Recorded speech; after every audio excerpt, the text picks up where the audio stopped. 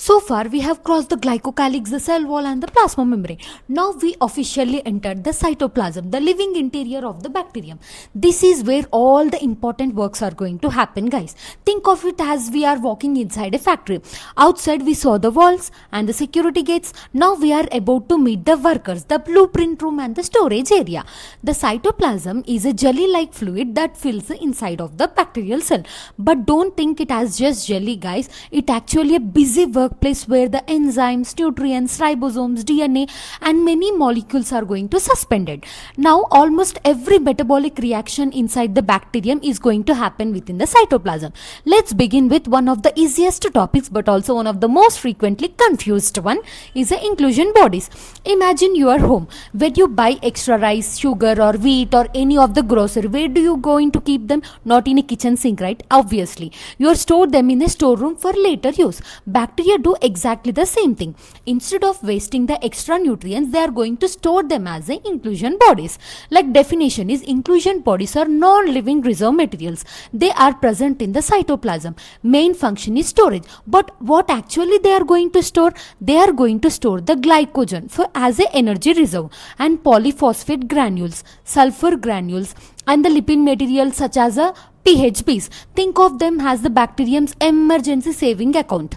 When food becomes scarce, the bacterium can use these stored materials. Exam tips, guys. Students often confuse the mesosomes with the inclusion bodies.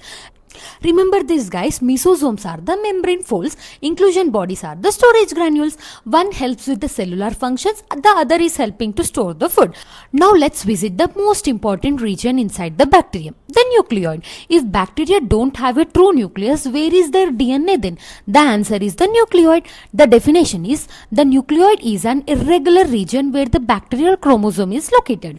Unlike the nucleus of a eukaryotic cell, the nucleoid has a no nuclear membrane over here.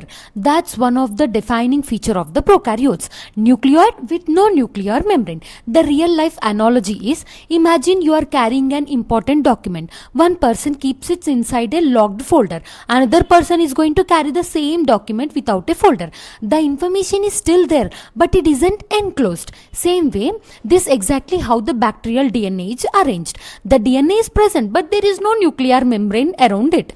The chromosomes, most bacteria contain a single circular double-stranded DNA molecule.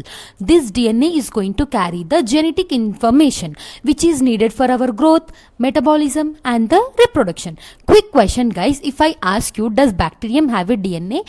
Yes, the bacterium has DNA. But does it have a true nucleus? No, they don't have a true nucleus. Don't confuse these two questions in your exam. Now here is something interesting. Imagine, guys, you already own a smartphone. Everything you needed is already installed. But one day you download an extra app that gives you a new feature. That app isn't essential for the phone to work, but it makes it more useful. Exactly the plasmid is going to do. Definition of plasmid is, plasmid are the small circular DNA molecule found in addition to the main bacterial chromosome. Actually, the bacteria is having the DNA, but additional DNA is the plasmid. They are going to replicate independently without any help. Functions are, they often carry the useful genes such as the antibiotic resistance and toxin production and the special metabolic abilities. These genes are going to help bacteria to survive in the very difficult environmental condition. Exam point is, not every bacterium will contain the plasmid, but whenever plasmids are present, they provide the extra advantages, not that basic genetic information required for the survival. Now we have reached the busiest workers in the bacterial factory, the ribosomes. Imagine a factory, guys, with hundreds of workers assembling products every second. That exactly what the ribosomes are going to do. They are going to manufacture the proteins. Actually, these ribosomes are the only organelles, but they are non-membrane bound organelles which are responsible for the synthesizing the protein. In bacteria, the ribosomes are the 70S type. They consist of 50S as a larger subunit, 30S as a smaller subunit. Together, they form the 70S ribosome. Important comparison, guys. Many students make this mistake. Actually, the bacteria have 70S ribosome. Eukaryotic cells will have 80S ribosomes in the cytoplasm. One marker got saved. Now, memory trick. Like, think of it in this way, guys. 7 letters in the bacteria. No, but 7 reminds you of the 70S. It's just a memory trick, guys, not a scientific rule, okay? But it can help you recall the number during your exam. Now we have explored almost everything inside the bacterial cell.